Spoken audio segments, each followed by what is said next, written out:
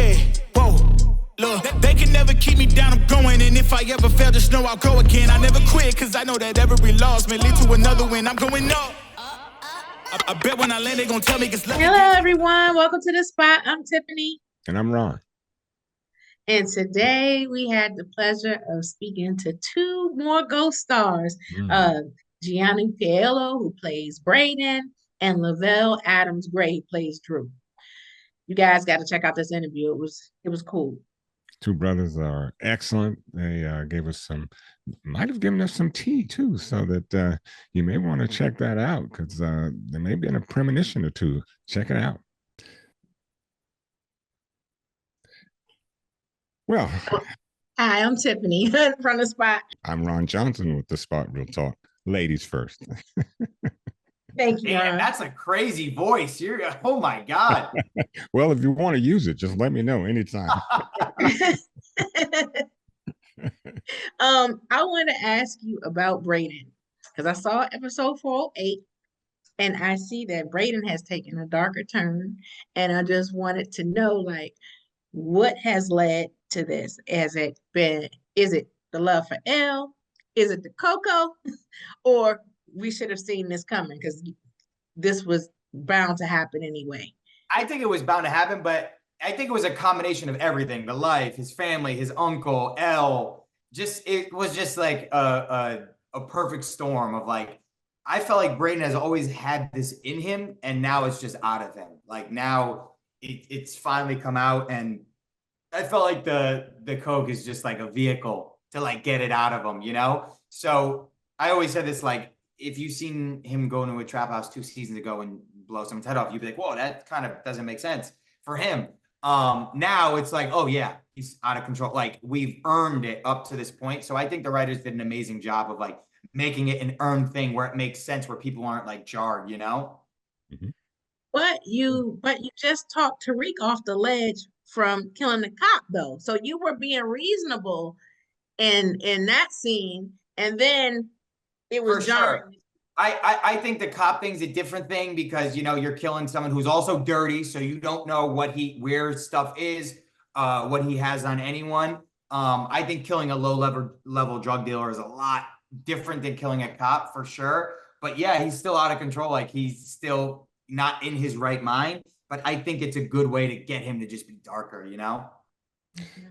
Yeah, and I have to say, Johnny, I love your character, but let me ask, how did you approach the balance between portraying Braden as a loyal friend to Tariq and a character who makes questionable decisions and finds himself in trouble all the time?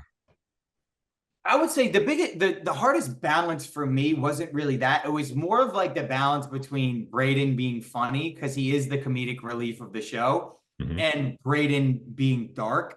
So as like the seasons would go on, Braden would get darker and the episodes would get darker because obviously the stakes need to grow every season or people aren't going to watch.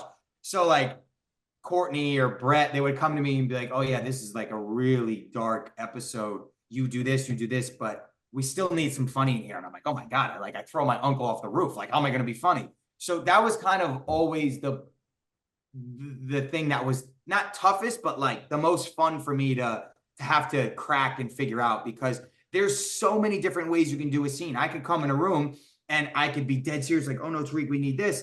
And then add in a funny line or no funny line. But then the next scene's, it's like, it's really like this puzzle piece that as an actor, you need to put together. So the episode has levels itself, because you're going from one thing to another. And if it's, oh, okay, murder, bad, then it's not, there's no levels to it. So if you go, okay, this seems crazy. And then, oh, wow, Braden was really funny there. And sometimes when stuff is way more intense, that's when you get the bigger laugh because people aren't expecting it. So there's like a lot of that was kind of the trickiest for me. Okay, excellent. Yeah, that's a good question. I want to know what Braden's end game is. Like, what does he want out of this partnership with Tariq? I think he wants to be the biggest drug dealer in the world. Maybe that's me selfishly saying that, but I'm like, let's go to Colombia. Let's get with the cartel. Let's be the biggest. That's what I've always wanted for Braden. I pitch that every year. Like, why? Like, let's get out of New York. Let's take this international. And are you really comfortable selling drugs on campus? You denote here that you want to go big, but the campus scene seems to be maybe not your spot. Yeah, I mean, look, I guess it's tough because every time that stuff does go well, the writers have to put in something that messes it up because that's where the drama comes from. Like the writers could easily go, okay, cool. Now they took over the campus. Now they took over everything. But then you see like, okay, Noma found out about no cap. Like there's a problem for every, you know what I mean? Like every time we come up with a solution, there's another problem. And that's just like the writer's choice. But, they could say, okay, they took over everything. And then it's easy to just see us kind of like when people are like, oh, no one's going to watch a show about Tariq, who cares? One episode, people are like, oh, yeah, we love, you know what I mean? Like it's kind of all up to the writers to figure out what is the best move, you know? Absolutely. Absolutely. Well, the clock on the wall says we have to wrap it up. And so I really appreciate this interview.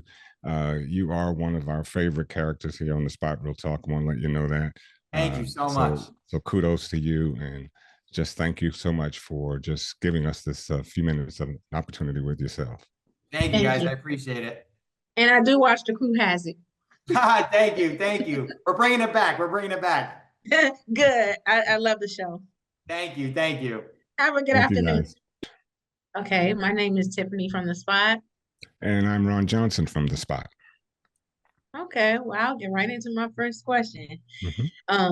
You have been like the MVP closer for this part of the season because nice. Dru has been getting it done. And you were distracted with Evan Gordo before, but now I see that you're taking care of business, and I wanted to know, what is the end game for Dru? Like, you didn't even want to be in the game. And now it seems like either it's a competition between you and Kane, I'm seeing in 408, or is it that you're doing this to protect the family, or both? I think it's both. I think, my end game and my long game is that I want to ultimately have everyone get what they want. In order for everyone to get what they want, I got to make active decisions, and people have to fall in line with that, whether it be following under Carter for a bit or, positioning myself in a position of power over Kane.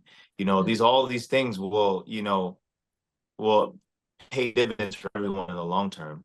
Because I know that for Dru, he just wants to go and paint and like have his stuff be, displayed in art galleries around the world.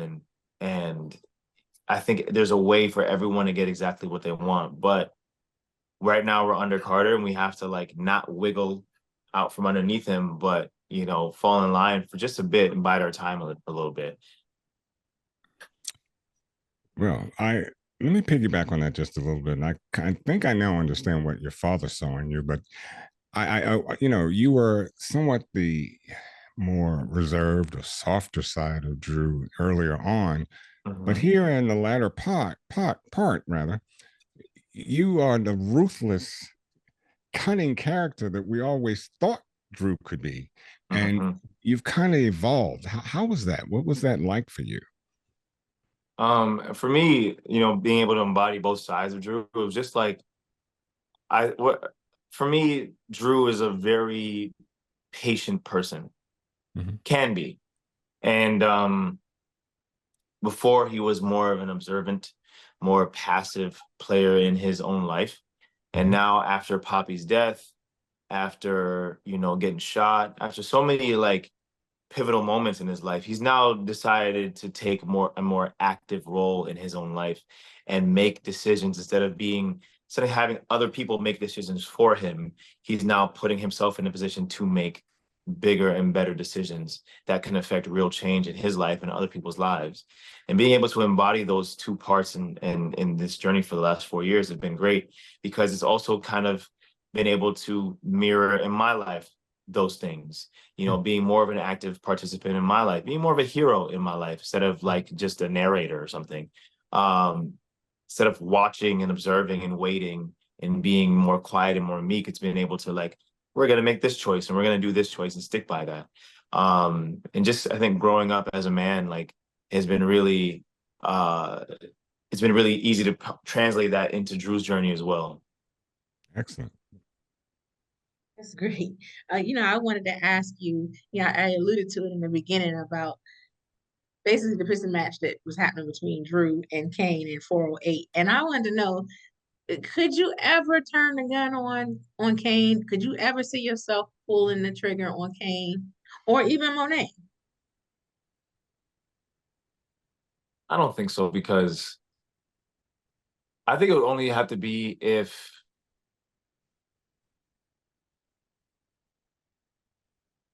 no, there's too much in the way. There's too much in the way. Like, to kill my own mother. Like, if you saw the journey earlier on in this season, Dru could never actively put himself in a position to kill his mom. It had to have been through a third or fourth party, right? Put things in position to make sure that this just happens over here. Or when Diana went to go visit her in the hospital, smother her with a pillow, because he can't do it, right? He can't do it. And it's the same thing with Kane. I had the gun turned on Kane, and I didn't shoot, because that's not what I want. I don't want to have to be able to fight my family and kill them, and that's only going to get more revenge and bloodshed. If I kill Kane, Diana and Monet is going to come after me even more. If I kill Monet, Kane and Diana are going to come after me. And so it's just it's a vicious cycle, but it stops if I can just take control of the situation and put myself in a position of power. These things may, stop, or these fires can go out easier. So I don't think I'd ever, pull the trigger on my mom or Diana or Kane. I don't, but I guess we never know until we're in those circumstances, right? So when you're facing down life and death, and you have the ability to now do that in a different way, I don't know. I just don't think so. Well, just quickly, the dynamics now between you and Kane, they seem to be on parallel cycles.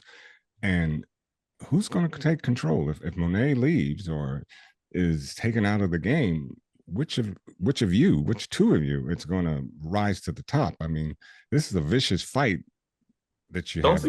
Don't sleep on Diana. Don't sleep on Diana. Okay. I think Diana is a born leader, because she's been, while Dru has been saying, I don't want this, Diana's been saying, I want to educate myself. Right? She's always been in a position of being a student. She's always wanted to learn. She's always wanted to, when she asked Effie to teach her how to do this and do that, like, she's been willing to put herself in a position to learn, and she's a quick study. And now that we're in this position where Diana has actively killed someone with her bare hands, she's now got some dirt on her a little bit. Yeah. And I think don't sleep on Diana. I think she is a natural born leader of the family. Now, Poppy doesn't want that, right? He didn't want that, because that's his little girl.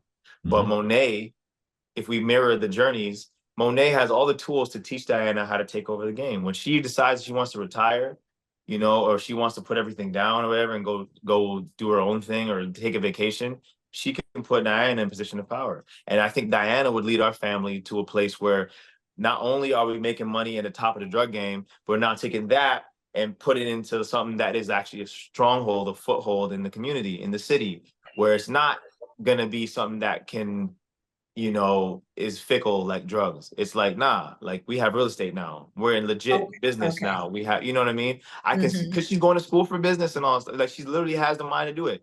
Dru just wants to go paint and, express his artistry in that way. And I think in my ideal world, if I was writing a movie or something, I would make it so, Dru goes to paint and draw, buys an art gallery, and then the family invests $50 million into the art gallery.